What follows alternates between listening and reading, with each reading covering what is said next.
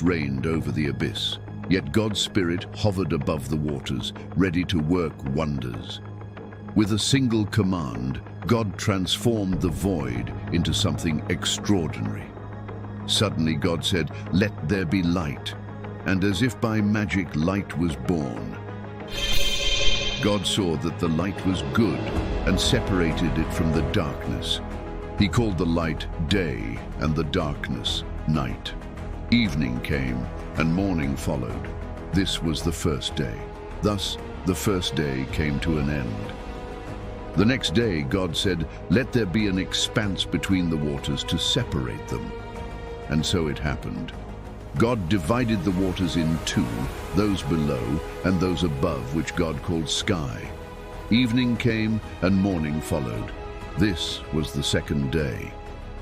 On the third day, God said, "Let the waters under the sky gather into one place, and let dry ground appear." And so it happened. God called the dry ground land, and the gathered waters seas. And once again, God marveled at his work. But the Lord didn't stop there. He continued, saying, "Let the land produce vegetation, seed-bearing plants and trees that bear fruit with seed, each according to its kind." And so it happened. From the bare earth, vegetation began to sprout, seed-bearing plants and trees bearing fruit with seed, each according to its kind. And God saw that it was good. Evening came, and morning followed. This was the third day. The next day, God proclaimed, "Let there be lights in the sky to separate day from night. Let them serve as signs to mark seasons, days, and years." And so the lights appeared in extraordinary fashion, dancing across the firmament, marking the rhythm of seasons and the passage of days and years. Two majestic celestial bodies emerged, the greater, an imposing king ruling the day with its blinding light, the sun, and the lesser, a mysterious queen watching over the night with a soft radiance, the moon. The stars, like tiny jewels, scattered across the sky, illuminating the earth with their twinkling brilliance. And God, pleased with his creation, smiled at the harmony of light and darkness. But creation was not yet complete. On the fifth day, God declared, "Let the waters teem with living creatures, and let birds fly above the earth across the expanse of the sky." In an instant, the waters came alive, teeming with marine creatures of all shapes and sizes. Enormous sea animals plowed through the depths, while schools of colorful fish swam in perfect synchrony. In the sky, birds spread their wings, painting the heavens with their exotic plumage and filling the air with their melodious songs. God, pleased with his work, blessed them, saying, "Be fruitful and multiply. Fill the waters of the seas. Let the birds multiply across the earth." Evening came, then morning, the fifth day. The once silent earth trembled as the Lord spoke again. "Let the land produce living creatures, livestock, wild animals, and creatures that move along the ground, each according to its kind." In the blink of an eye, the earth transformed into a paradise teeming with life. Herds of animals grazed in lush meadows, while wild beasts roared in the jungles. Reptiles of every kind crawled across the ground, leaving their marks on the newly created earth. And God, beholding the diversity and beauty of his creation, saw that it was good. But the final piece, the masterpiece of creation, was yet to come. God, with a solemn and purposeful tone, declared, "Let us make mankind in our image, in our likeness. Be fruitful and increase in number, fill the earth and subdue it. Rule over the fish in the sea and the birds in the sky, and over every living creature that moves on the ground." And so God created mankind in his own image and bestowed upon them an extraordinary gift, dominion over all creation, destined to govern and care for all the wonders God had made. But God, in his infinite wisdom, knew his creatures would need sustenance. So, with a generous gesture, he declared, "Behold, I give you every seed-bearing plant on the face of the earth, and every tree that has fruit with seed in it. They shall be yours for food. And to all the beasts of the earth, and all the birds in the sky, and all the creatures that move along the ground, I give every green plant for food." And it was so. When God looked upon all that he had made, his heart swelled with satisfaction. It was a masterpiece, a testament to his infinite power and love. And so, as night fell and dawn broke on the sixth day, God beheld his creation and saw that it was very good. Thus the heavens and the earth were completed in all their vast array. By the seventh day, God had finished the work he had been doing, so on that day he rested from all his work. Then God blessed the seventh day and made it holy, because on it he rested from all the work of creating that he had done. This is the account of the heavens and the earth when they were created. Now no shrub had yet appeared on the earth, and no plant had yet sprung up, for the Lord God had not sent rain on the earth, and there was no one to work the ground. Then the Lord God formed a man from the dust of the ground and breathed into his nostrils the breath of life, and the man became a living being. His lungs filled with air, and his heart began to beat strongly. His eyes opened for the first time, marveling at the world around him. In an act of love, God decided to create a special place for mankind. He planted a garden in the east of Eden, making every kind of tree grow that was pleasing to the eye and good for food. In the middle of the garden, he placed the tree of life and the tree of knowledge of good and evil. Eden was not only a feast for the eyes, but also a source of life and sustenance. From its depths flowed a crystal-clear river that watered the garden, splitting into 4 streams that stretched to the ends of the earth. The first was called Pishon, which wound through the entire land of Havilah, where gold was found. The gold of that land was pure. Aromatic resin and onyx were also there. The second river was called Gihon, which flowed around the whole land of Cush. The third river was the Tigris, which ran east of Asher. And the fourth was the Euphrates. In the midst of this idyllic scene, God the Lord placed the man he had formed to cultivate and care for this wonderful garden. However, God gave the man one command: "You may eat from every tree in the garden, but you must not eat from the tree of the knowledge of good and evil. For on the day you eat from it, you will surely die." This was the only order God gave to man. Then God the Lord showed the man all the animals of his creation so that he could name them. And so the man gave names to all living creatures, to all domestic animals, to all the birds of the sky, and to all the wild animals. Yet despite the beauty and diversity of creation, the man felt incomplete. God, in his infinite wisdom, understood the man's need and said, "It is not good for the man to be alone. I will make a suitable helper for him." Then God caused the man to fall into a deep sleep, and while he slept, he took one of his ribs and closed up the place with flesh. With the rib in his hands, the Lord God shaped a woman, a perfect companion for man. Every curve, every feature was molded with love and purpose.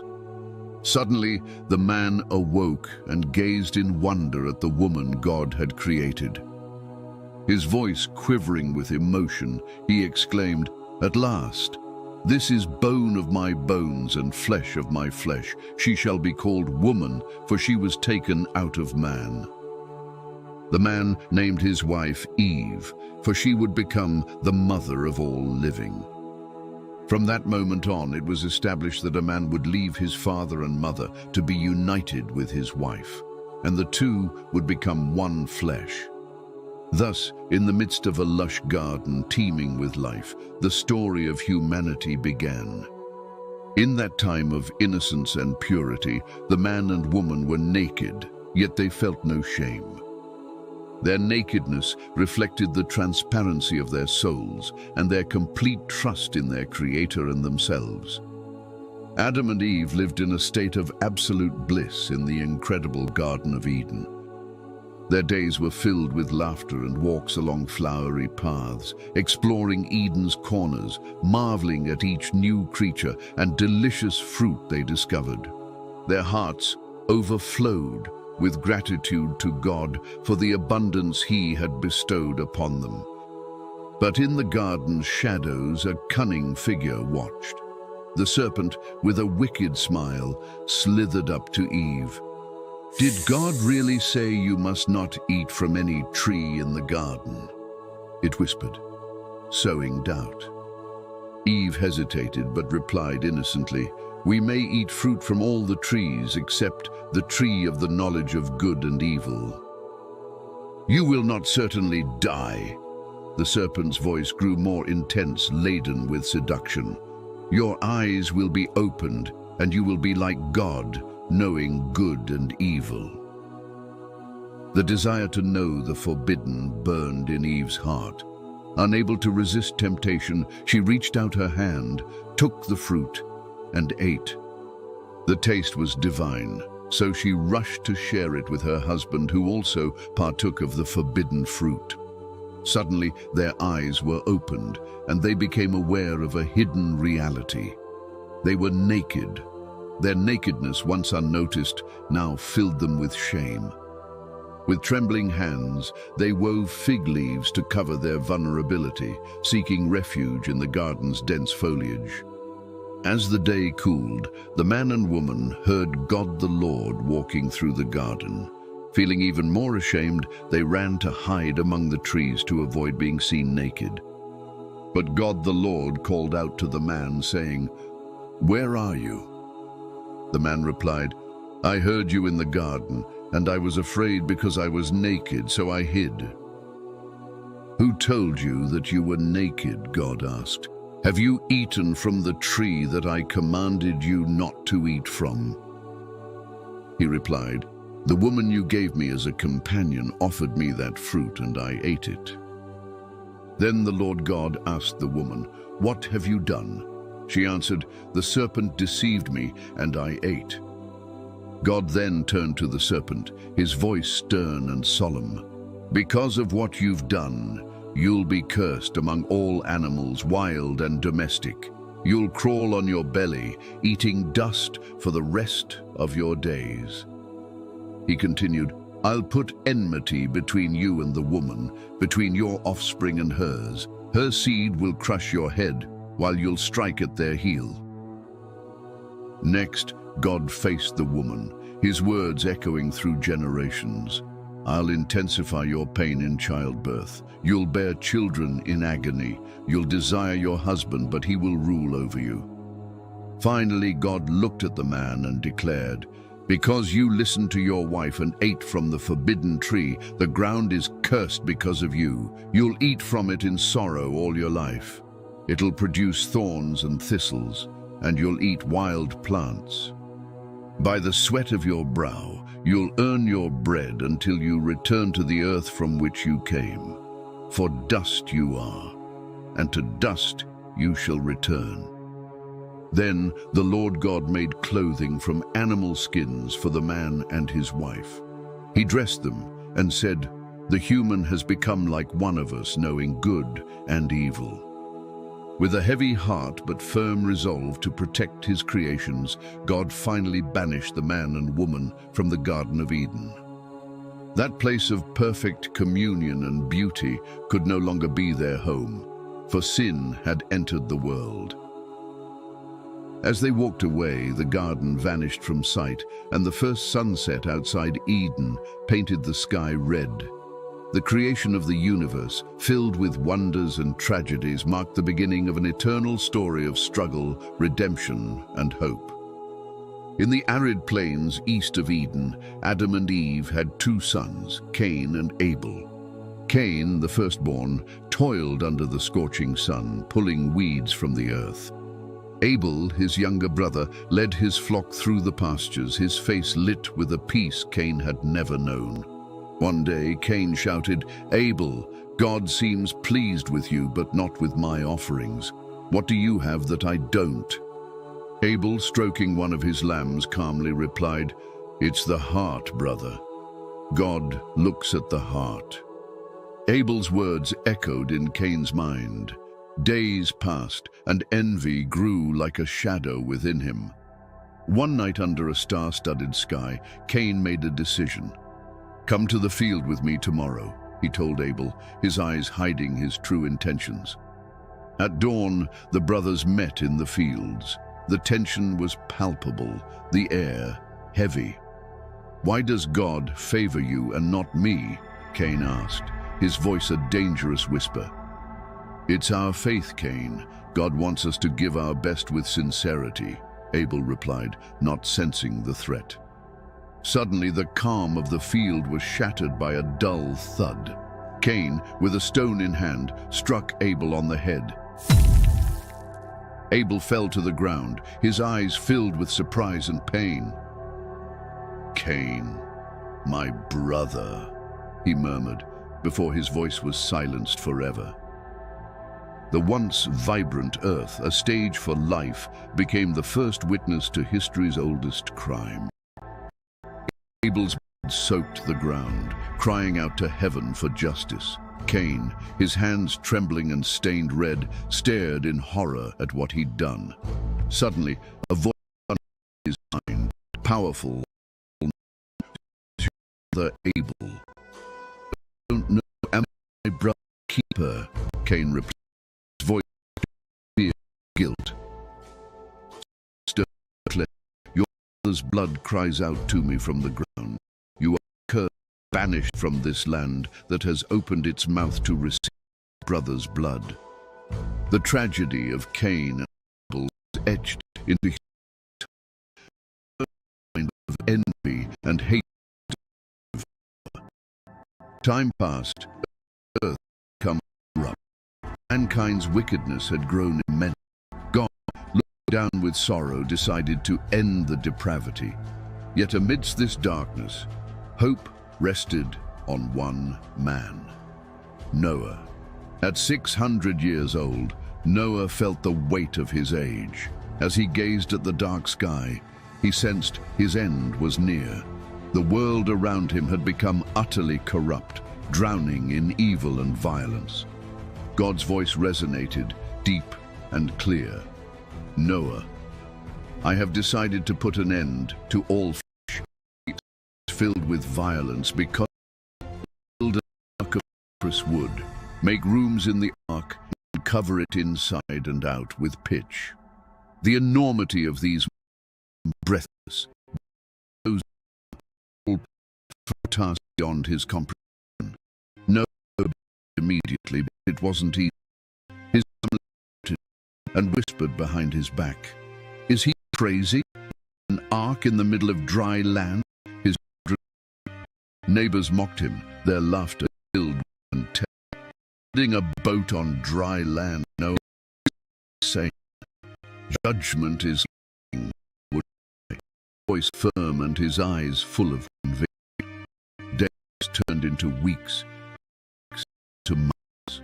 Each day was a marathon of physical and mental effort. Tension was palpable. It seemed to run faster than they could work. Amid the construction of tension rose. One afternoon, while a crucial beam, the wind suddenly picked up, threatening to unravel everything. "Quick! Hold it steady!" Noah shouted, and his sons rushed to help. Sweat poured down their brows as they battled against the elements, the wood creaking under the pressure. During a moment of calm, Noah and his wife paused to survey their work. "Do you really think this will work?" she asked, doubt evident in her voice. "God will," Noah replied, "and in his will we find our hope." In the final days of construction, tension reached its peak. Clouds began to form on the horizon, a constant reminder of the impending storm. Then God commanded, "Enter the ark, you and all your household. For I have seen that you are righteous before me in this generation. Take with you 7 pairs of every clean animal, male and female, and a pair of the animals that are not clean, the male and its mate. Also 7 pairs of the birds to keep their offering a long faith. For in 7 days, send 4 days and 40 nights, and living blot out from at dawn from the fire and began to arrive. Serpents, lions, deer, and birds of every hue and size converged on a single point, as if guided by an invisible force. The air crackled with tension and urgency, seeming impeccable, but the challenge lay in maintaining calm amidst the chaos. As the pair of animals, the sky suddenly darkened. First drops fell, followed by an uncertain pour. Everyone in command fell. He entered the ark, back by the leaving behind. The door began to close. A strong wind started to fall with drop and in mere seconds. People soon became panic-stricken. Noah was right, they cried, rushing towards the ark. On the in. But it was too late. The water rose rapidly, swallowing cities and in the pool. The screams outside faded away, placed a settling sound of water and cooking. Inside the ark, Noah and his family listened to the roar of divine judgment, their hearts filled with fear, but also hope. "God, why this?" asked one of Noah's sons, voice trembling. "Because we found favor in his eyes," Noah said, heavy with gratitude. 40 days and nights the rain did not cease. The ark rose waters on a sea of destruction. Finally, the flood subsided, and the ark came to rest on Mount Ararat. Noah, shaking, opened the window and sent out a dove. On the 3rd attempt, the dove returned with an olive leaf in its beak. "The earth is dry," Noah announced, voice filled with hope. The sun rose on the horizon, bathing the renewed earth in its warm light. Noah and his family gazed upon the world. Then the ark bring kind of the animals and all the ground. They can multiply on the earth and increase number. With you, God said, his voice echoing in the sea. "Never again will I destroy all life with a flood. I have set my rainbow in the clouds, and it will be the sign of the covenant between me and the earth." A brilliant rainbow appeared in the sky. Noah and his family stood on the earth, looked to the future with hope, knowing witness the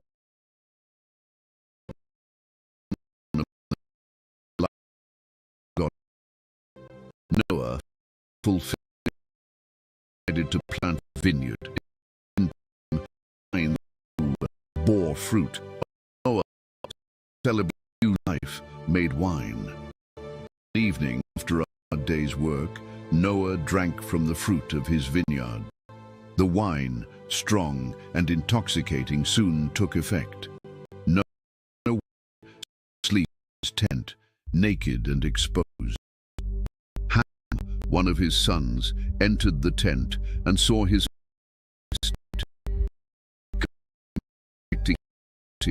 Ham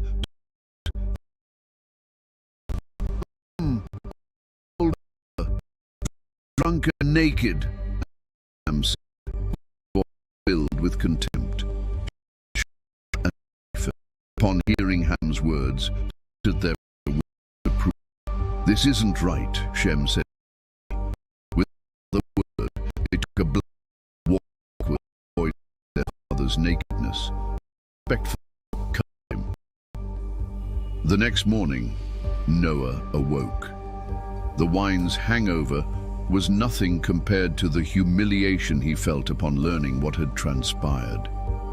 "Ham, what have you done?" he asked, his voice filled with pain and disappointment. Ham, seeing the fury in his father's eyes, remained silent. Noah, overcome with anger and sorrow, pronounced a curse. "Cursed be Canaan, a servant of servants shall he be to his brothers." Then Noah turned to Shem and Japheth, who had covered him with respect. "Blessed be the Lord, the God of Shem, and let Canaan be his servant. May God enlarge Japheth, and let him dwell in the tents of Shem, and let Canaan be his servant." Noah, the righteous man who had survived the flood, was also human and susceptible to weaknesses. Time passed, and the new earth began to fill with life and activity. Noah, the man who had weathered the flood, watched his children and grandchildren grow in a renewed world. His 3 sons, Shem, Ham, and Japheth, became the patriarchs of many nations, their descendants spreading across the earth. Blessed his became the ancestor of the Semites, including the Hebrews. Ham, despite the curse on his son Canaan, also saw his descendants multiply. His children became the fathers of many African and Asian nations, expanding to the southwest. Japheth, the youngest, watched his descendants spread north and west. His sons founded the European and Asian nations. Noah's days stretched on in peace and contemplation. He lived another 350 years after the flood, reaching the incredible age of 950. When Noah finally breathed his last, his family surrounded him. "A righteous man has died," Shem said, his words heavy with emotion, "but his spirit and teachings will live forever." Through Noah's sons, God repopulated the earth, giving diverse peoples. Humanity, united in a single language, the plain. "Let's build a city, and a tower reaches the heavens," proclaimed Nimrod, their leader. "We will make a name for ourselves, so we won't be scattered across the face of the earth." The project progressed rapidly. Bricks piled up and the tower rose imposingly toward the sky. "Higher!" Nimrod commanded. "It must touch the firmament." But in heaven, God was watching. "Look," he said to the angels, "the people are one, and they all speak the same language. Nothing they set out to do will be impossible for them." Suddenly, the noise of work ceased. A laborer asking for more bricks was met with an incomprehensible response. "What did you say?" he asked, his face filled with confusion. The answer was a torrent of unintelligible words. "What's happening?" Nimrod shouted, trying to restore order, but words no longer made sense. Confusion spread like wildfire, swift and devastating. "I can't understand you. Speak clearly." In the back of communication, to each other, something they cried. A babel of tongues. An old man shouted, his voice with red fear. "Must disperse." Suddenly, construction halted. The grand tower stood abandoned, a testament to human ambition and divine judgment. A group of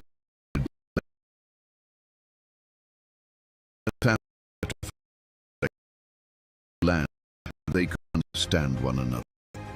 Nimrod, standing at the base of the tower, looked around. The city he had dreamed of was crumbling.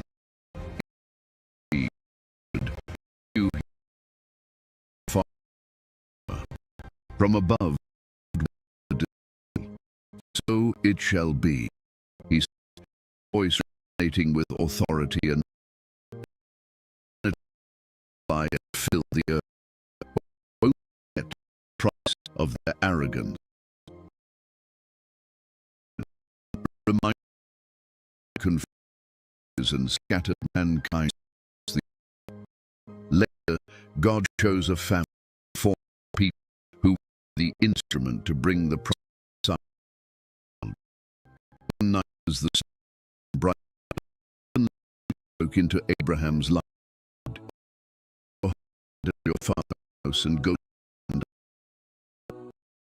The voice wasn't audible, but it's clearer and more powerful than any thunderstorm. I will make you into a great.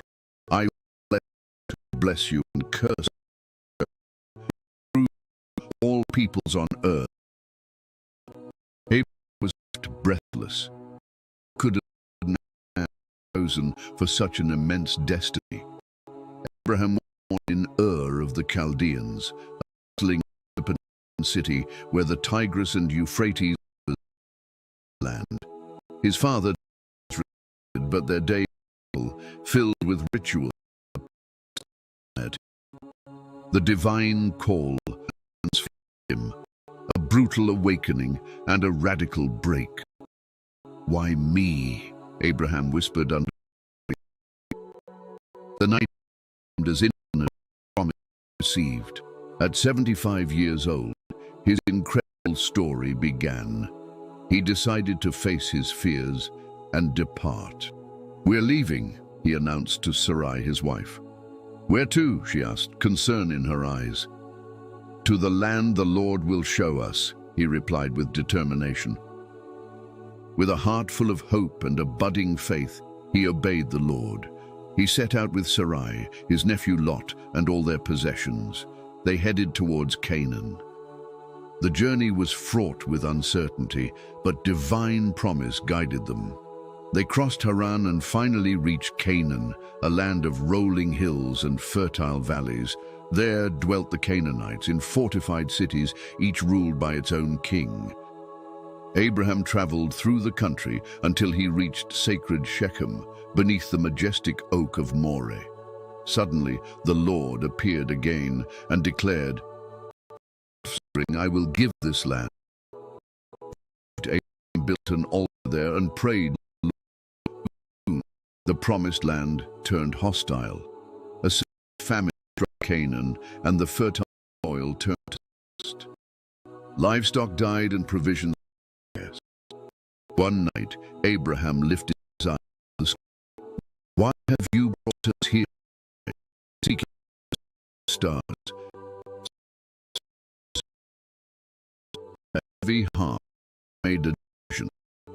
"We'll go to Egypt," he concern. "What else? Must survive," Abraham replied, doubt behind a resolute gaze. The journey to Egypt would be dangerous, but staying meant certain death. On a starlit night, a powerful voice echoed in Abraham's mind. "Fear not, Abraham, I am your shield. Your reward shall be great." Though these words filled his heart with hope, fear still dwelled within him. He knew that Sarai, his beloved wife, was his greatest treasure, and feared for her life in unknown lands. He had to protect her at all costs when they reached Egypt, so he devised a plan. As they approached Egypt, Abraham stopped and spoke to Sarai. "I know you're a beautiful woman," he said worriedly. "When the Egyptians see you, they say, 'She's his wife.' Kill me, you. Please." Sarai avid the situation. They arrived in Egypt, a city marked by the stark contrast between opulence and widespread slavery. On entering the city, I fixed Sarai's beauty. The Egyptians took her to and received sheep, cattle, donkeys, servants. Reward. The plagues befell and chaos and despair. Furious and Pharaoh confronted him. "What have you done to me? Why didn't you tell me your wife? Your deception has brought curses upon me. Take your woman and leave my land." Ashamed but relieved, Abraham departed Egypt with Sarai and all their possessions. As they journeyed toward Canaan, he reflected on what had transpired. The Lord is truly a shield and guide in times of uncertainty, he thought. Back in Canaan, Abraham, Sarai, and their nephew Lot faced a new challenge. Their flocks and wealth had grown so much that the land could no longer support them all. Quarrel mounted, and the conflict. Amidst the Lot, shepherds, we are family. The land, if you go left, I'll go right. If you go right, I'll go left. Lot, ordinarily lush and fertile, like Eden itself. I'll choose the Jordan Valley, eager to prosper in those abundant lands. So, ways, Lot settled a for its witness. The night, Abraham, lift your eyes, look you the north and east. All and you will give to you for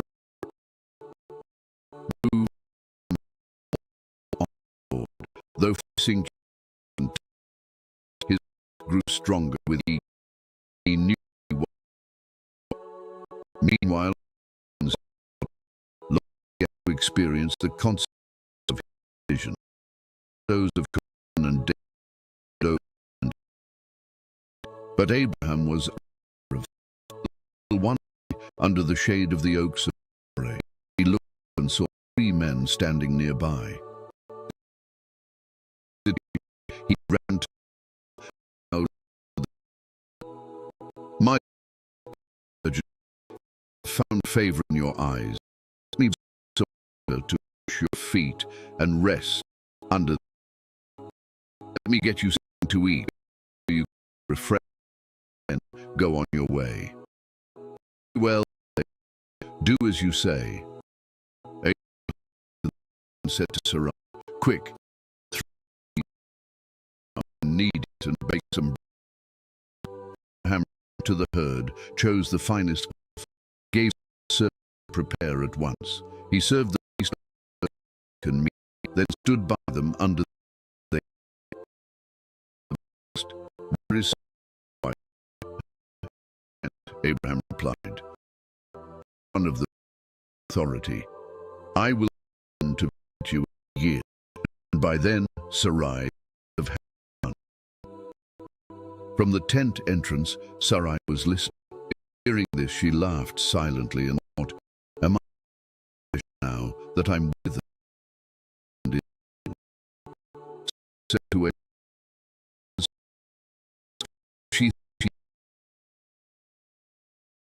impossible for the Lord.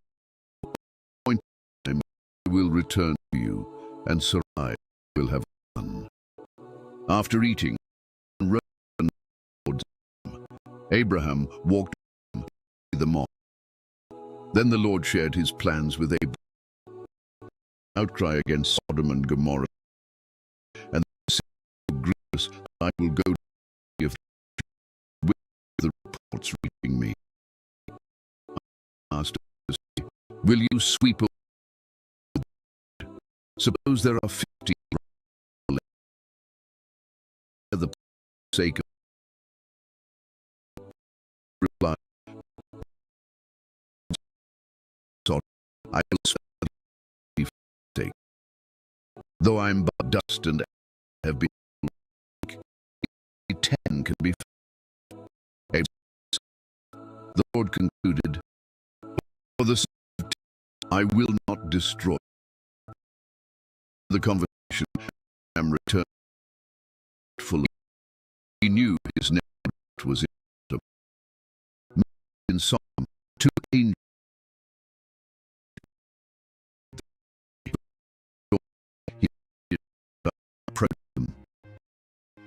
my lord, servant's house for the night. You continue on your reply. No, we'll not insist too much.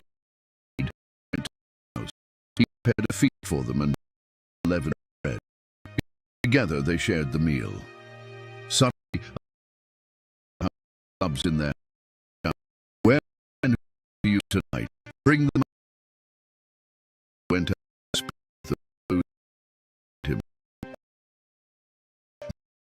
This,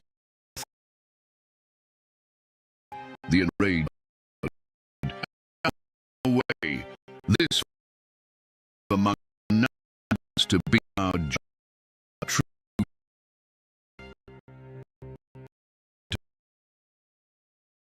down with blows. They could.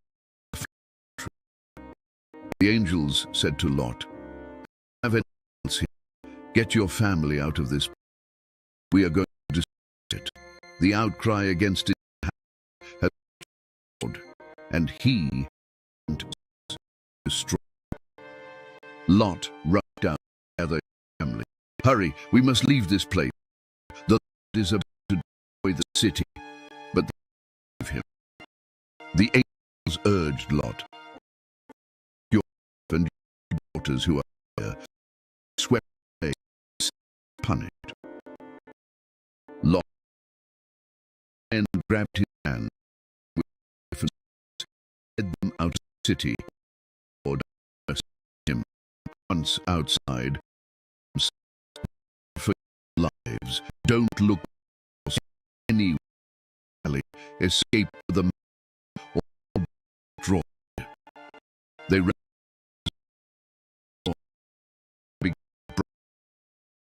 and Lord heavens upon us. Destroy those cities, the elements and the vegetation on the Lot couldn't resist. She turned into a salt. Away at daybreak before the Lord, and looked at. Suddenly he watched it like the fumes from a furnace, chill on his spine. Though divine judgment, the Lord remembered promised. The devastation served consequences and the importance of obeying. Moved to the Negev region. Once again,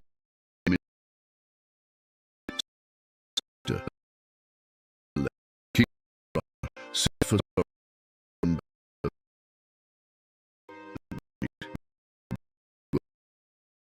said the woman awakened, startled, you destroy an innocent nation. Me is sister, and didn't she also is brother? I've acted with a clear conscience and hands. Then to him, yeah, I know you did this mention against. Tell them why he is the prophet. Pray for you. But no, may be sure that you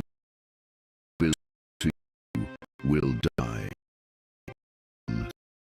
Summon the servant of the greet them all. Then a called them and said anxiously, "Have you sinned? How have I sinned against you? You've brought such guilt upon me and my kingdom. Things that should never be done." Abraham replied, "I thought there was no fear of God's place that would kill me because of my besides the other. She became my wife. Me leave my father's house, I told her, this is love to me. Wherever we go, of to cattle and male and female and game. He also one. Abimelech said, wherever peace or visit Abraham, fulfilling his promise, and Sarai conceived for a day, just as God had announced. Abraham had him obeying the divine instruction, filled with joy, exclaimed, "Everyone hears this with me." He was 8 days old, died doing God's command. He was old, a living eyes through and right spotted male, the or the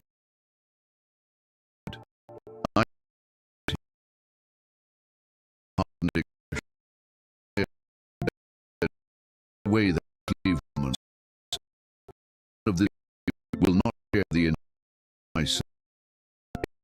Abraham, taken aback, cried, "What are you saying?" I said too, "I will allow the woman and danger Isaac." Fell saluted Abraham, restless, and gazed at the starry sky. Yet a firm voice echoed within him, "Do not be distressed, the boy and your servant. Listen to whatever I tell you. It is through Isaac that your offspring will also make a son servant, as he is your heavy Abraham." He approached his tent. The disbelief to death.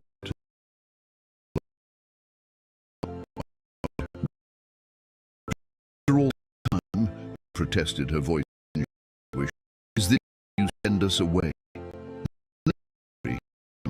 Giving her the provisions. Tears in her Ishmael and left the camp. Stretched for them a vast, stifling the water skin quick. Ishmael, and dehydrated, collapsed. "My cup with debt laid him under," said, her voice breaking.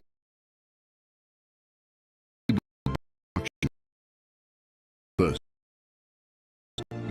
God cried. Then,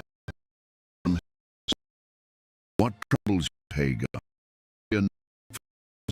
His voice, "Rise, lift the boy, hold with your hand, for I will make him great." Surprised, Hagar of that wasn't there before, ran and gave her a drink. Boys, at side Abraham, Lord, "I am," Abraham responded, all ready to his voice. Then God gave him an instruction that would shake any father's heart to the core. "Your only son, Isaac, whom you love, go to the region of Moriah and offer him a burnt offering on the mountain I will show you." Abraham was filled with a storm.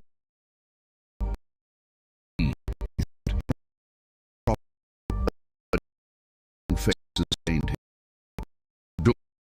He rose early, and did prepare a donkey. That took his beloved Isaac back, and they set out to the place. The third day, Abraham saw distance said to his servants, "Stay with me. The boy and I will go over the ship. We will back to you. Place the burnt offering, the knife in his own hands." As they walked, he spoke up. "My son, Abraham, the fire and the wood," said the burnt offering. To God and the sacrifice my the them and wood. Each turned to Isaac. With trembling hands, Abraham bound his son. Isaac, bewildered, cried out, "Father!" Tears flowed. God for his life to sacrifice his son. Heaven called out, "Abraham!" His hands there. Here he sounded deliberately. "Do not lay on the or him. I know that you fear God. With son from me." Drop indescribable Isaac and embraced him.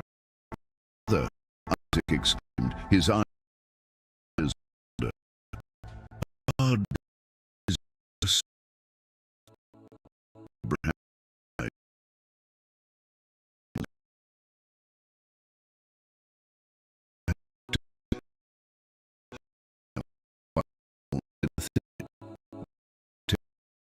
The rat for it.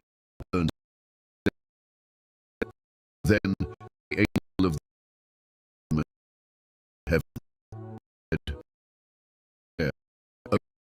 "That because you have son, your own blood will make your dew in the sky, and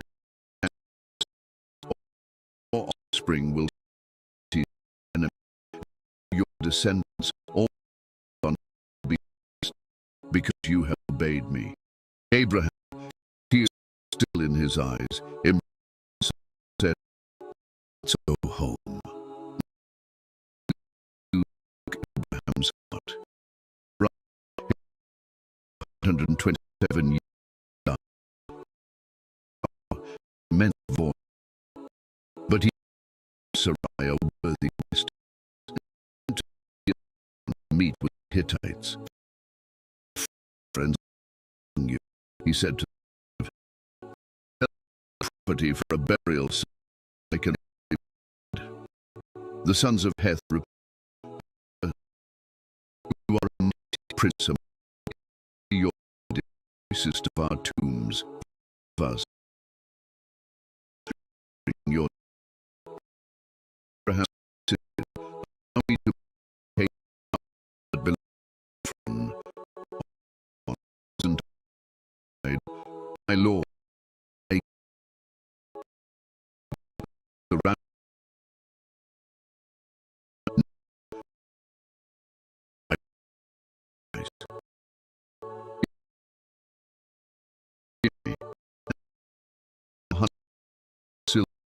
what is that? Better the silver and silver. He acquired his first field on the tree family burial site. After this, Abraham buried Sarai in the cave of the field at Machpelah, land of Canaan. Abraham secured a resting place for his family for generations. It was a testament to his commitment to the land God had promised him. After Sarai's death, Abraham found comfort and companionship in Keturah, a woman he had more with, thus expanding the family God had promised. Yet an inner voice told him,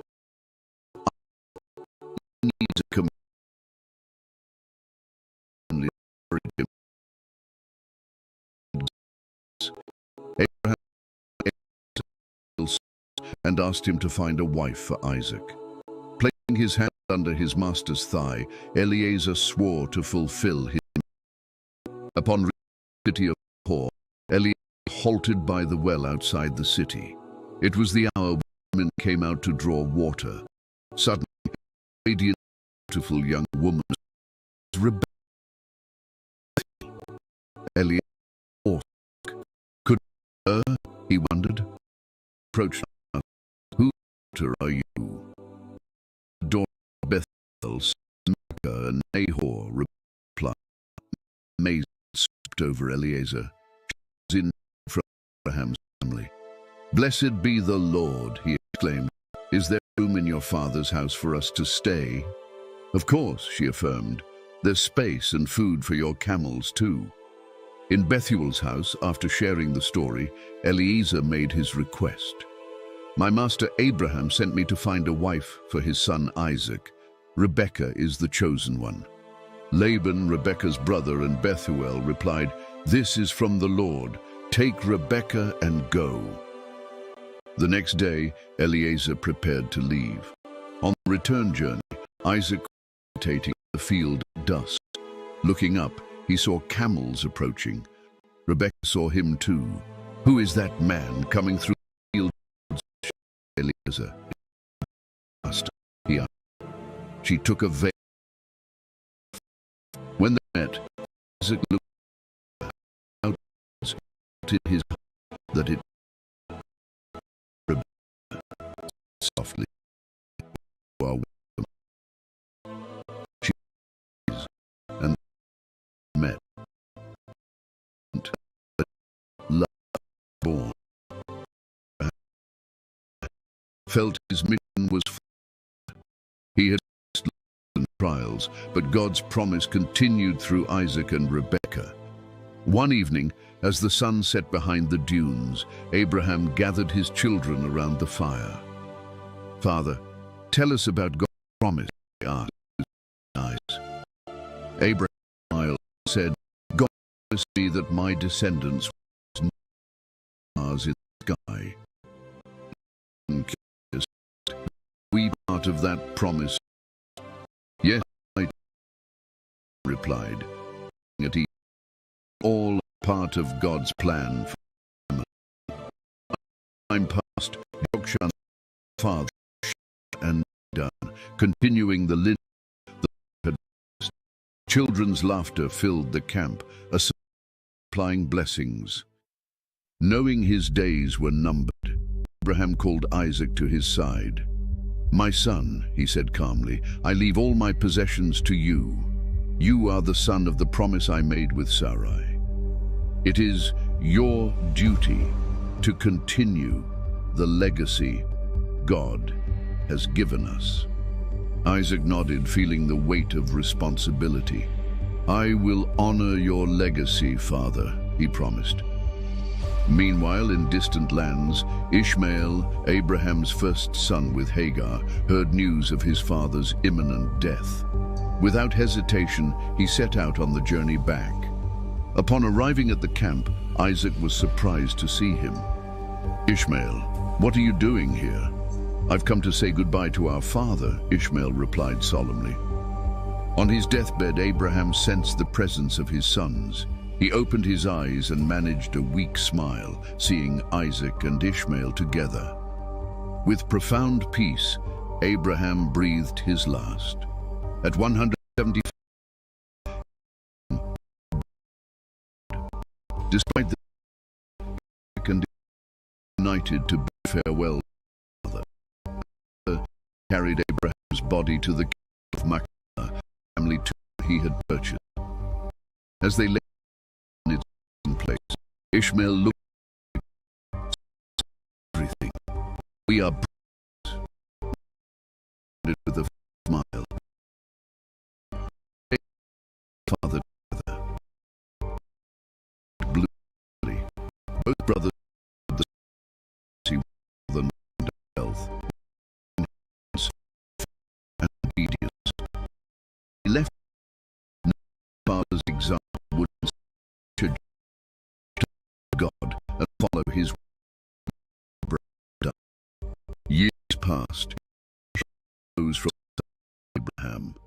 God blessed Isaac with his wife Rebekah's pregnancy, but the blessing was twofold.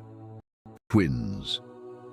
In Sarah's womb, Jacob and Esau fled, puzzled at the constant of God. Answered the womb, and the older the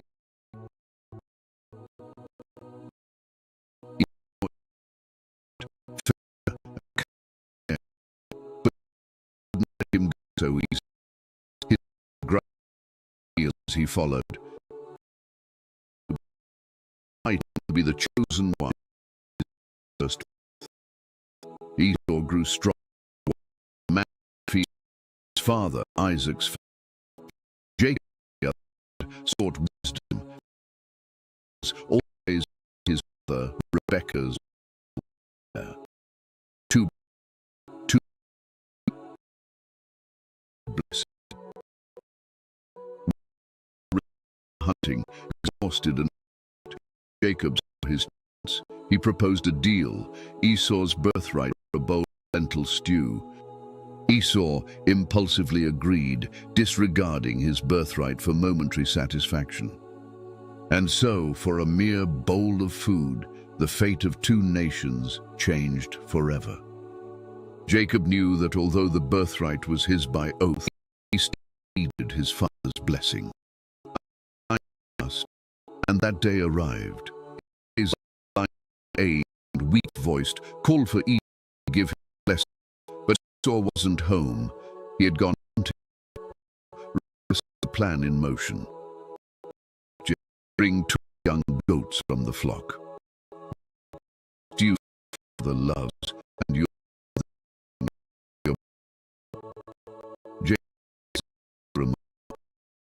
but mother, my skin is smooth while Esau's hairy.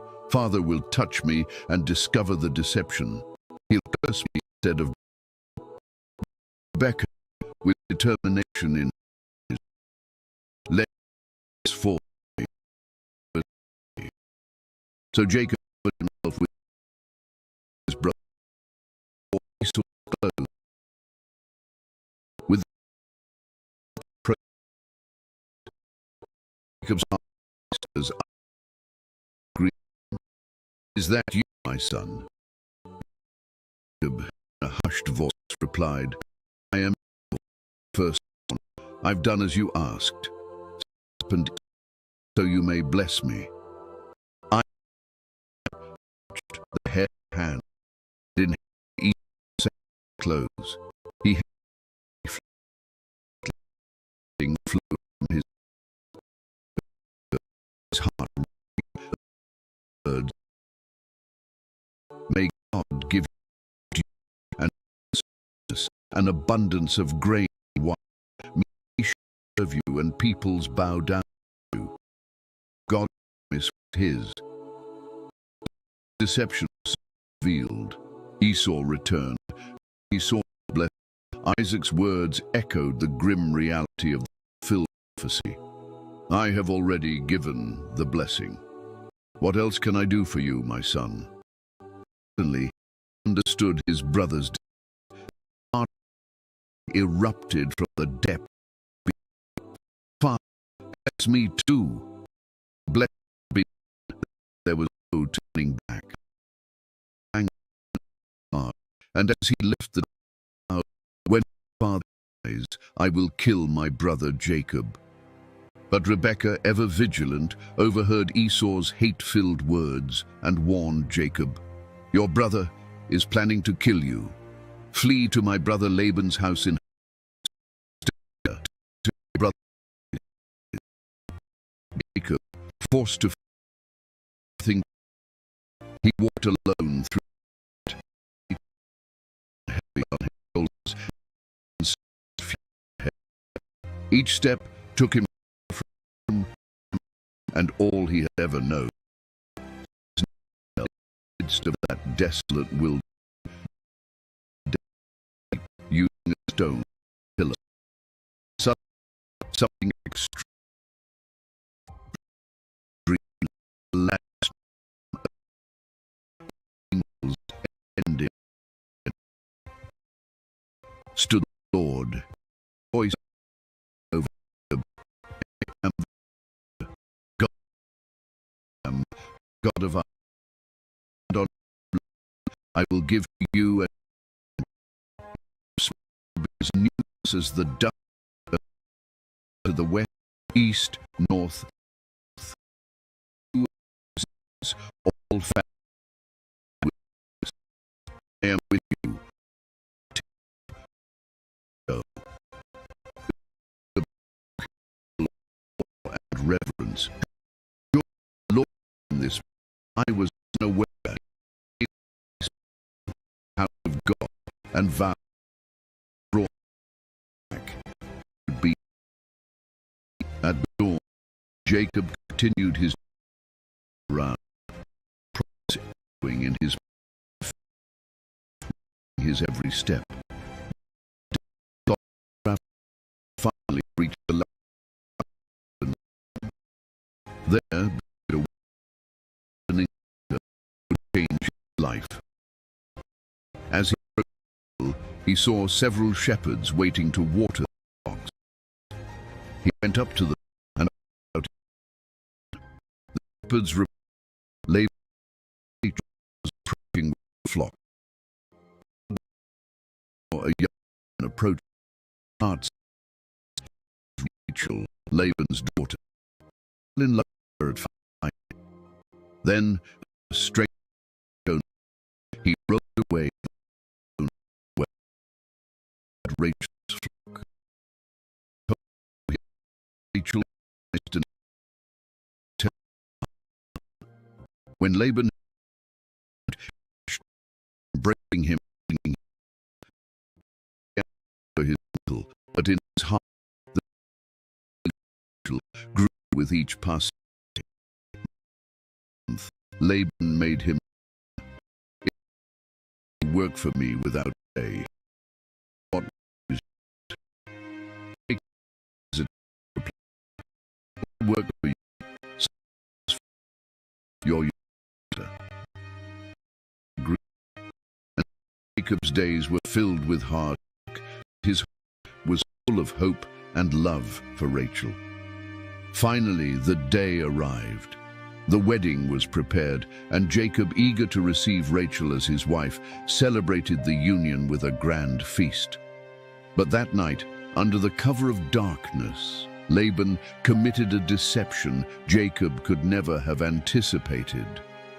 Instead of Rachel, he brought Leah, his older daughter, to Jacob's bed. And when morning came, Jacob discovered the cruel truth. His own uncle had deceived him, just as he had deceived his brother years ago. Jacob, enraged, confronted Laban. "What have you done to me? Didn't I work for Rachel? Why have you deceived me?" Laban, calm and unremorseful, replied, "It's not our custom to give the younger daughter in marriage before the older one. Finish this week of wedding celebrations with Leah, and I'll give you Rachel too, in exchange for another 7 years of work."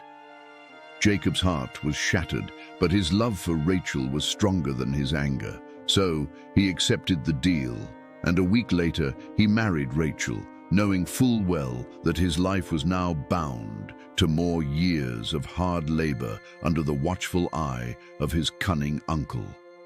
As time passed, Jacob found himself trapped in a new struggle. He loved Rachel deeply, but Leah was his wife too. God, seeing Jacob's disdain for Leah, blessed her with children while Rachel remained barren.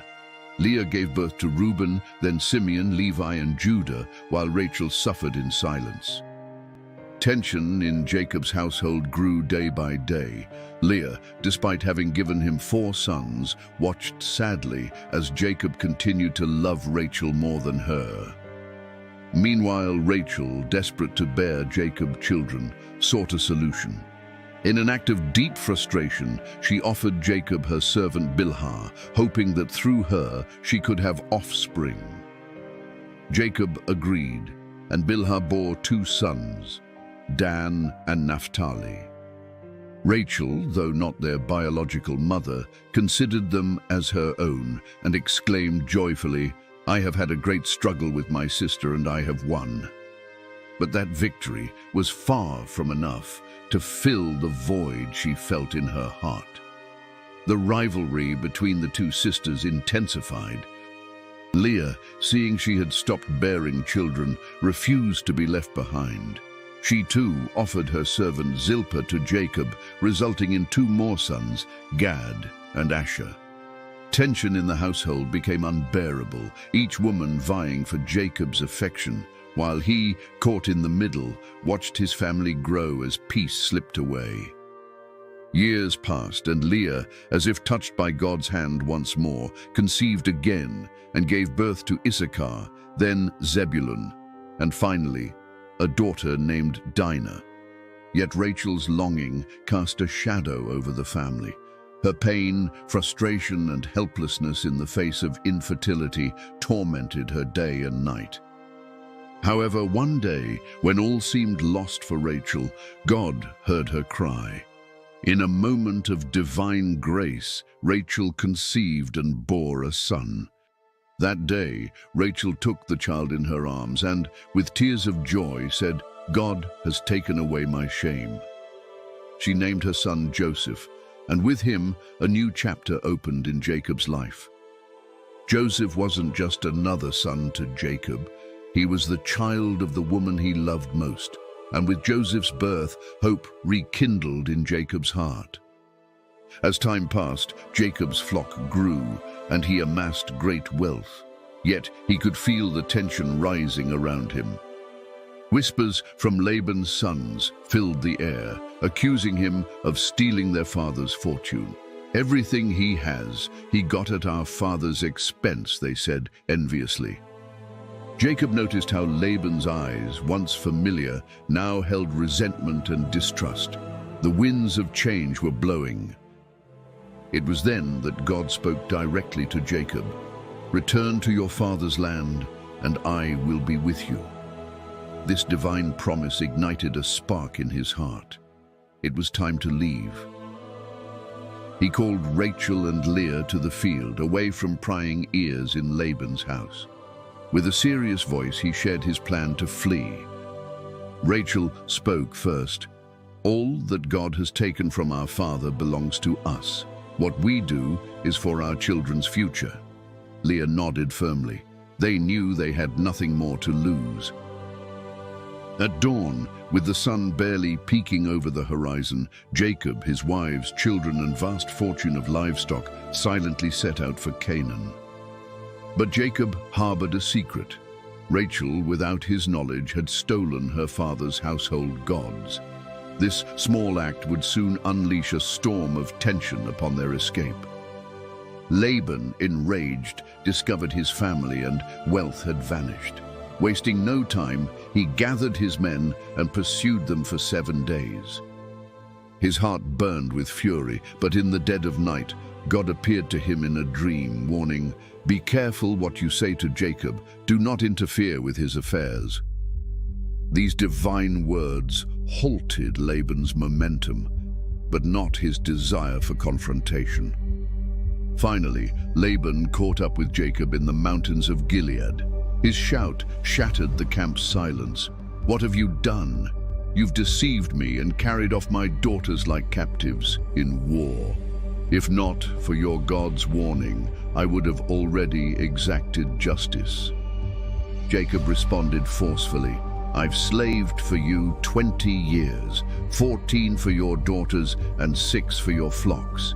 You changed my wages 10 times. If it weren't for my father's God, I'd be leaving empty-handed.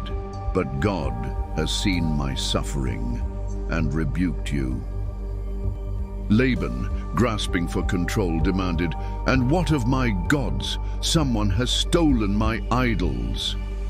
Jacob, unaware of Rachel's actions, replied defiantly, "Search the camp. If you find anything of yours, let the guilty one die." Laban began searching through the tents, scrutinizing every corner. Tension filled the air as his men methodically inspected Jacob's family's belongings.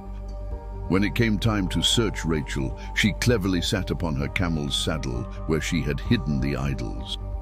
As Laban approached, she softly said, "Forgive me, father, I cannot rise. It's my time of the month." Unsuspecting, Laban withdrew. The idols remained undiscovered, and the confrontation proved fruitless. After this clash, Jacob and Laban knew they couldn't continue like this. On the mountains of Gilead, in a solemn act, they made a covenant. They swore not to harm each other, sealing their final separation. Jacob set up a stone as a witness to their pact, and together they ate in peace, though past wounds still smoldered in their hearts. With the covenant made, Jacob felt truly free for the first time in years. The path to Canaan lay open before him under God's guidance and protection. Jacob resumed his journey, his family by his side, but the weight of the past burdened his heart. He knew he would soon face his brother Esau, whom he had deceived and betrayed so many years ago. The memory of Esau's wrath haunted him. Their last encounter ended with Esau vowing to kill him for stealing his blessing. Time had passed, but the uncertainty of Esau's intentions filled the air with fear. Jacob, seeking a way out, sent messengers to Seir in the steppes of Edom, hoping to appease his brother. "Tell Esau that his servant Jacob returns with great wealth and seeks his favor." But when the messengers returned, their words brought terrifying news. Esau was coming towards him with 400 men. Jacob's heart sank with deep dread. Danger loomed over him, and tension enveloped him like a dark cloak. Desperate, Jacob devised a plan. He divided his family and possessions into two groups. If Esau attacked, at least one group might escape. He felt vulnerable, knowing it was risky, but he had faith. Then he offered Esau a generous gift. Flocks of sheep, goats, camels, cattle, and donkeys were sent ahead. Jacob hoped these gifts, one after another, would soften his brother's heart before they finally met face to face. In the midst of his desperation, Jacob fell to his knees and prayed to the God of his fathers. Night fell as Jacob gathered his 2 wives and 11 children to cross the ford of Jabbok, a stream with cold, rushing waters. The relentless currents crashed forcefully, while Jacob guided his family to the other side. Once his family was safely across, Jacob returned to ensure their belongings made it over as well. Jacob found himself alone, enveloped in total darkness and silence. Suddenly, a mysterious figure appeared and, without a word, attacked him. The stranger's strength was supernatural, and Jacob found himself locked in a fierce struggle. The man struck with immense power, but Jacob refused to yield. It was a fight for his life, his destiny, and everything God had promised him. Hours passed, and neither would give in. It was as if time had stopped, and all that existed was this titanic battle. The man, seeing he couldn't overpower Jacob, touched his hip, instantly dislocating it. The pain was excruciating, but still, Jacob wouldn't let go. Panting, his brow drenched in sweat, he cried out, "I won't let you go until you bless me." The words echoed in the darkness, filled with desperation and power. Suddenly, the figure of light spoke with authority. "What is your name?" Jacob, exhausted but resolute, replied, "Jacob." "You shall no longer be called Jacob," said the man. "From now on you'll be Israel, for you have wrestled with God and with humans and have prevailed." The first rays of dawn lit up the sky, and the figure vanished. Though limping from pain, Jacob had gained more than just a blessing. He had been transformed. His name, his identity, everything he was, had changed that night. Jacob, now Israel, limped across the river and rejoined his family. Then Jacob knew that the most dreaded moment of his life was about to arrive, the reunion with his brother Esau. Jacob moved ahead, leaving his family protected behind him. He advanced toward the horizon where, at last, he saw Esau's figure approaching with his 400 men. It was time to face his destiny. The air filled with tension and time seemed to slow. But what happened next was a testament to the transformative power of forgiveness. Suddenly, Esau ran toward him and embraced him. Jacob, eyes squinting with fear, felt the strength of his brother's arms around him. Jacob, with tears in his eyes, said in a trembling voice, "Seeing your face is like seeing the face of God." After their reunion, Esau suggested they travel together. "Come with me, Jacob. I'll protect you. Let's move forward together." But Jacob replied cautiously, "My Lord knows the children are weak, and I have sheep and cattle that are nursing. If they're forced to go too quickly, they'll die.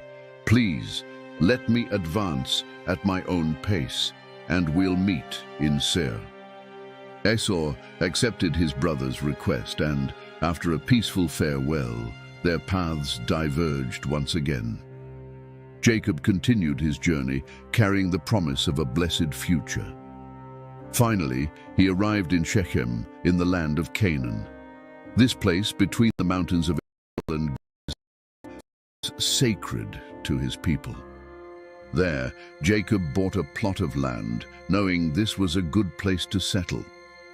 However, the peace that seemed to have been achieved would not last. In that same land of Shechem, one of the most tragic events that would mark Jacob's and his family's life occurred. Dinah, his daughter born to Leah, had gone out to meet the women of the region. The innocence of her outing did not foreshadow the horror that was about to come.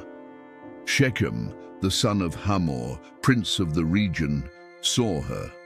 Lust filled his eyes, and in an act of brutality and selfishness, he took her by force and stole her innocence. But after his terrible deed, something unexpected happened in Shechem's heart. He fell in love with Dinah. The very man who had dishonored her now wanted her as his wife.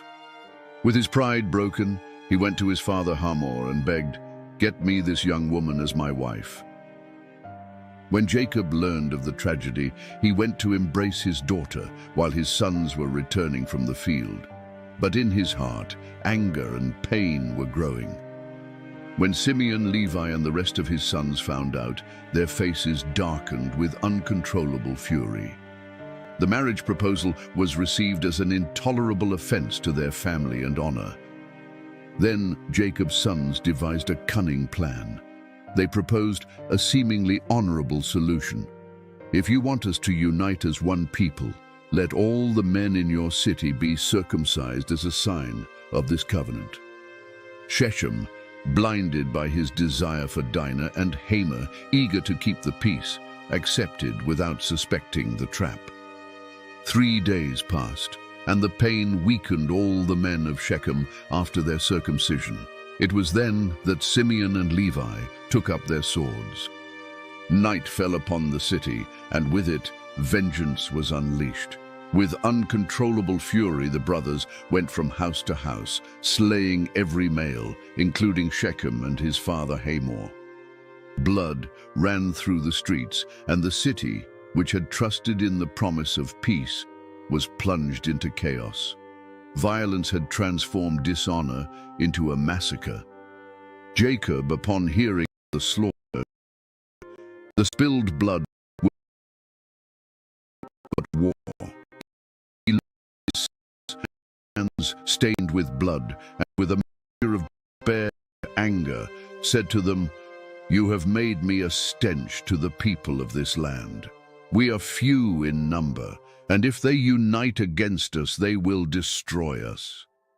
But his sons, still filled with rage, only replied, "Should our sister have been treated like a prostitute?" The danger was real. Jacob decided they could no longer stay in Shechem. They had to leave before vengeance caught up with them. They journeyed to Bethel, where years ago Jacob had seen the stairway to heaven and wrestled with God. At Bethel, God appeared to him again and spoke in a deep voice. "Be fruitful and multiply. A nation, even a community of nations, shall come from you, and kings shall spring from your line." These words, echoing the promise made to Abraham and Isaac, confirmed that despite violence and chaos, the divine covenant would continue through Jacob and his descendants. Overwhelmed by the magnitude of the promise, Jacob erected an altar in Bethel. With steady hands, he anointed the stone with oil, marking the spot where God had spoken to him. But as the journey continued, a dark shadow began to cloud their path. Rachel, the woman Jacob loved above all others, started to feel pain. She was in labor, but something was wrong. Fear reflected in her eyes, and Jacob watched helplessly as his wife struggled to give birth. The caravan halted, and Rachel's cries filled the air. The midwife tried to comfort her. "Fear not, you have a son." But the news wasn't enough to ease Rachel's consuming pain. In her final moments as life slipped away, Rachel named her son Benoni, meaning "son of my sorrow." Rachel's last breath was marked by pain, but also by love for the child she was leaving behind. Jacob, devastated by the moment, couldn't accept this fate for his son. Holding the newborn in his arms, he decided to change the name his beloved wife had given. "He will not be Benoni," he said, his voice breaking with grief. "He will be Benjamin, meaning son of fortune." Though the birth was marked by sorrow, Jacob wanted his son to grow under a blessing, not misfortune. The loss of Rachel was a devastating blow to Jacob. She was his love, the woman he worked 14 long years for, the one who gave his life meaning. There, by the road to Bethlehem, he buried her and raised a stone as an eternal witness to his love for her. The road led him back to Mamre, a sacred place for his father and family. Isaac, Jacob's father, lived to the ripe age of 180. When his final day came, Jacob felt a chapter closing. The family patriarch had departed, but his legacy of faith and obedience was deeply rooted in his children. News of Isaac's death brought Esau, his brother, back into Jacob's life. Together, they carried Isaac's body to its final resting place. As the tomb sealed over Isaac, Jacob felt the weight of responsibility fully upon him. God's promise, passed from Abraham to Isaac, now rested on his lineage. He was the father of 12 sons, the patriarchs of Israel's 12 tribes, through whom God's people would flourish. Jacob looked at his sons and saw the future. Each carried not just his blood, but the weight of a divine destiny. God's covenant was not just with him, but with his offspring, as it had been with his grandfather Abraham before him. Among all his children, one stood out. Joseph, the second youngest, was different. He was the son of Jacob's beloved Rachel and possessed a special grace that seemed to surround him. As a token of his love, Jacob gifted Joseph a coat of many colors. This favoritism, however, stirred jealousy among his brothers. Day after day, they watched Jacob look at Joseph with pride, while they, the older ones, barely received a fraction of that attention. But what truly ignited the flame of hatred in their hearts were Joseph's dreams. Joseph dreamed, and in his dreams, he saw his destiny, though he didn't fully understand it. One night, he shared one of these dreams with his brothers. "We were binding sheaves in the field, and suddenly my sheaf rose and stood upright." His brother's anger flared upon hearing these words. "Do you intend to reign over us?" they demanded. But Joseph had another dream, even bolder, which he also shared. "I saw the sun, moon, and 11 stars bowing down to me." Jacob, his father, grew uneasy and thought, "What could this dream mean? Will your mother, your brothers, and I really bow down to you?" Though Jacob kept these words in his heart, Joseph's brothers couldn't bear it anymore. The seed of resentment had sprouted, and soon their jealousy would turn into a plot to get rid of him. One day, while tending the flocks far from home, they saw Joseph approaching. He wore his colorful coat, a constant reminder of his special place in their father's heart. "Here comes the dreamer," they sneered. "Let's kill him and throw his body in a pit. We'll say a wild animal devoured him, and we'll see what becomes of his dreams." But Reuben, the eldest, intervened. "Let's not shed blood," he said. "Throw him into this desert pit, but don't harm him." Reuben planned to rescue Joseph later and return him to their father. When Joseph arrived, they stripped him of his coat and threw him into the pit. There he lay, alone and frightened at the bottom. His brothers sat down to eat, indifferent to his distress. Then a caravan of Ishmaelite merchants appeared, heading to Egypt. Judah suggested, "What do we gain by killing him? Let's sell him to these Ishmaelites. After all, he's our flesh and blood." So Joseph was sold for 20 pieces of silver and taken as a slave to Egypt.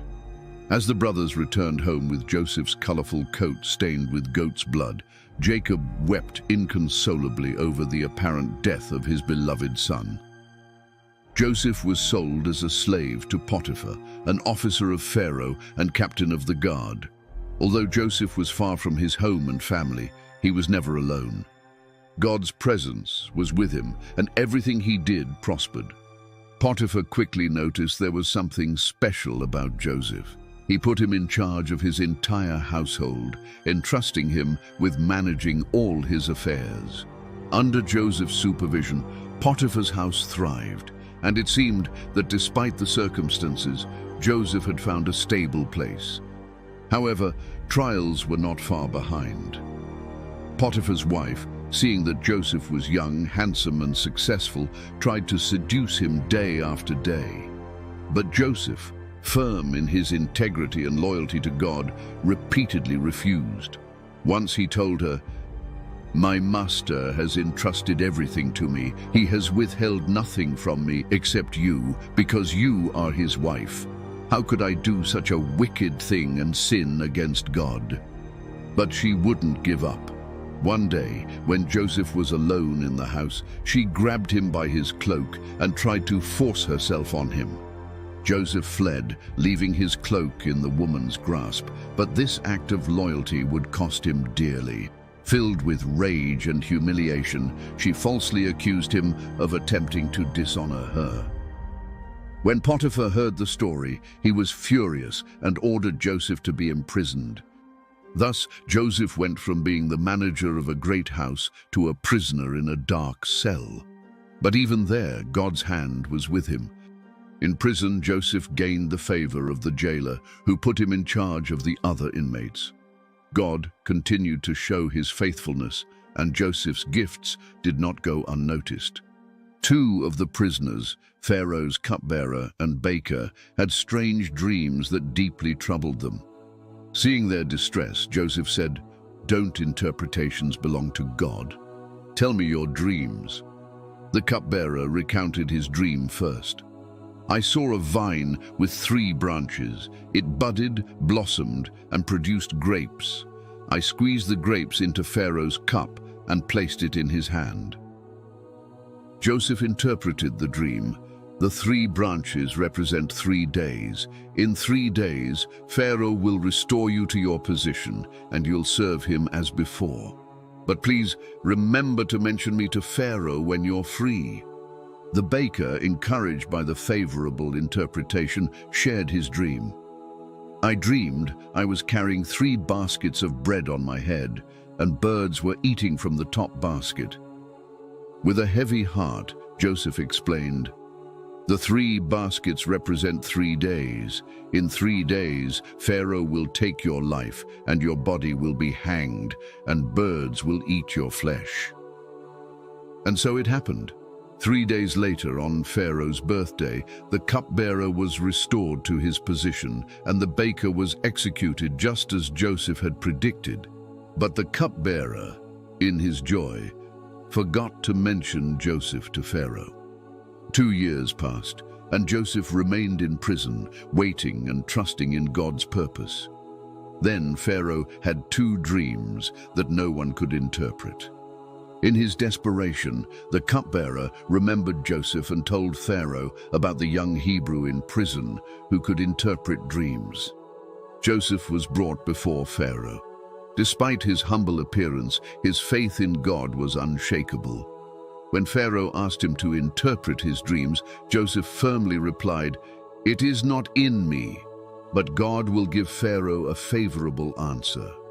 Pharaoh recounted his dreams to Joseph. "In the first, I dreamed I was standing by the Nile, and 7 beautiful fat cows came up out of the river and grazed among the reeds. Then 7 other cows came up behind them, but these were ugly and gaunt. The ugly cows ate up the fat ones, but even after they had eaten them, they looked just as gaunt as before. In my second dream, I saw 7 plump, beautiful ears of grain growing on a single stalk. Then 7 withered ears, scorched by the east wind, sprouted and devoured the full ears." The Pharaoh was troubled, and no one in his court could offer a satisfying interpretation. Joseph, confident that God held the answer, explained, "Both dreams have the same meaning. God is revealing to Pharaoh what's about to happen. The 7 fat cows and 7 full ears represent 7 years of abundance throughout Egypt. But the 7 thin cows and 7 withered ears symbolize 7 years of famine that will follow the years of plenty. It will be a famine so severe that it will erase the memory of the prosperous years. Therefore, Pharaoh should seek a wise and discerning man to manage the country. During the 7 years of abundance, food should be collected and stored in the cities as a reserve for the years of famine. This way, Egypt will not perish from scarcity." The Pharaoh and his court were impressed not only by Joseph's wisdom, but also by his clarity and confidence. The Pharaoh said, "Can we find anyone like this man, in whom is the Spirit of God?" Then the Pharaoh made a decision that would change Joseph's life forever. "Since God has revealed all this to you, there is no one as wise and discerning as you. You shall be in charge of my palace, and all my people will obey your orders. Only I, on the throne, will be greater than you." Thus, Joseph, the young Hebrew who had been sold as a slave and unjustly imprisoned, was elevated to the rank of governor of Egypt, second in power only to the Pharaoh. He was given a signet ring, fine linen clothes, and a gold chain, and the Pharaoh had him ride in a royal chariot throughout the country so that everyone would know of his new position. Joseph immediately set to work, organizing the collection of grain during the 7 years of plenty. He stored vast quantities of food in every city, preparing for the difficult years to come. The abundance was so great that they stopped keeping track of the grain, for it was like the sand of the sea. When the years of famine arrived, just as Joseph had predicted, not only Egypt, but also neighboring lands suffered from scarcity. However, thanks to Joseph's planning, Egypt had sufficient reserves. People from all over came to buy grain, and Joseph became the savior of many nations. Then something unexpected happened. Among those coming to purchase food were his own brothers, the very ones who had sold him into slavery. Seeing him, they did not recognize him, for Joseph was now a powerful man dressed as an Egyptian. But Joseph recognized them immediately. Emotions and pain from the past stirred in his heart. But Joseph remained calm and decided to test his brothers to see if they had changed. He told them one of them must remain in prison while the others returned with grain for their families, and brought their youngest brother to prove their honesty. For 3 days, he kept them imprisoned, pondering his next move. On the 3rd day he said, "Do this and you will live, for I fear God. If you are honest men, let one of your brothers stay confined in jail while you take grain back for your starving households.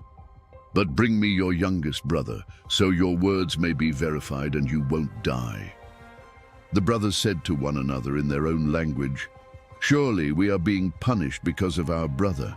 We saw how distressed he was when he pleaded with us, but we wouldn't listen. That's why this trouble has come upon us." They didn't know Joseph understood them, for he had been speaking to them through an interpreter. He turned away and wept, but then came back and took Simeon, binding him before their eyes. Upon returning to Canaan, they told their father Jacob everything, including the demand to bring Benjamin. Jacob, distressed, said, "You have deprived me of my children. Joseph is no more, Simeon is no more, and now you want to take Benjamin. Everything is against me." The famine continued, and finally, Jacob agreed to let Benjamin go with his brothers, sending gifts and double the money to return what had been found in their sacks. The brothers returned to Egypt with Benjamin. Seeing them, Joseph ordered his steward to bring them to his house, prepare a feast, and put them at ease. Then Joseph released Simeon and reunited him with the others. Upon seeing Benjamin, his heart was deeply moved. He invited them to dine and seated them in order of birth, which left them amazed. He served them, giving Benjamin portions 5 times larger than the others. Wanting to test their loyalty, he instructed his steward to fill their sacks with grain and return their money, but also had his silver cup placed in Benjamin's sack. The next morning the brothers set out, but they hadn't gone far when the steward caught up with them and accused them of stealing the cup. They defended their innocence, but the cup was found in Benjamin's sack. Judah spoke in Benjamin's defense, offering to stay as a slave in his place to avoid causing their father more pain. Then Joseph could no longer contain his emotions. In a moment filled with tears and reconciliation, he revealed himself to them, saying, "I am Joseph, your brother, whom you sold into Egypt. But don't be distressed or angry with yourselves for selling me here. God sent me ahead of you to preserve life. He turned your evil into good to save many lives." Joseph sent for his father Jacob and his entire family to come live in Egypt in the region of Goshen, where they would be protected and cared for during the years of famine. When Jacob learned that his son Joseph was alive, he was filled with joy and exclaimed, "Now I can die in peace, for I have seen your face and know that you live." Joseph, now reunited with his family, experienced moments of joy and gratitude. Jacob and his sons were welcomed in Egypt and settled in the fertile region of Goshen, where they thrived under Pharaoh's protection and Joseph's supervision. Jacob lived 17 more years in Egypt, watching his family grow and prosper. Before he died, he called Joseph and asked him to make a solemn promise, not to let his body rest in Egypt, but to return it to Canaan, to the tomb of his fathers, Abraham and Isaac. Joseph swore to fulfill this wish, reaffirming his commitment to God's covenant that bound his family to the promised land. Jacob, sensing his end was near, gathered his sons to bless them. Jacob's words were not only blessings, but also prophecies about the destiny of each tribe that would emerge from his sons. When Joseph's turn came, Jacob blessed his 2 sons, Ephraim and Manasseh, granting them a place among the tribes of Israel. Interestingly, Jacob crossed his hands while blessing them, placing his right hand on Ephraim, the younger, instead of Manasseh, the firstborn. Joseph tried to correct him, but Jacob insisted, "I know, my son, I know. Manasseh will also be great, but his younger brother will be even greater, and his descendants will become a multitude of nations."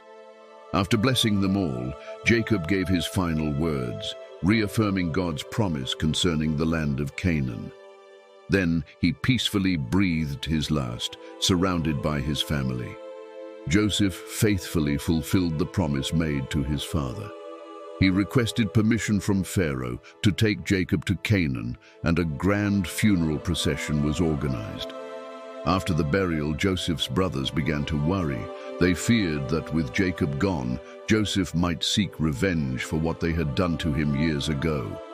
So they sent a message to Joseph claiming that Jacob had left one last instruction, that Joseph should forgive them for their sin. Hearing this, Joseph wept and said to them, "Do not be afraid. Am I in the place of God? You intended to harm me, but God turned it into good, to preserve many lives as it is today. So have no fear. I will provide for you and your children." Joseph lived to be 110 years old, seeing his children and grandchildren grow. Before he died, he called his family and made them swear that when God visited them to bring them back to the Promised Land, they would carry his bones with them. Years later, Jacob's descendants would face slavery in Egypt, but God's promise would remain unbroken and true.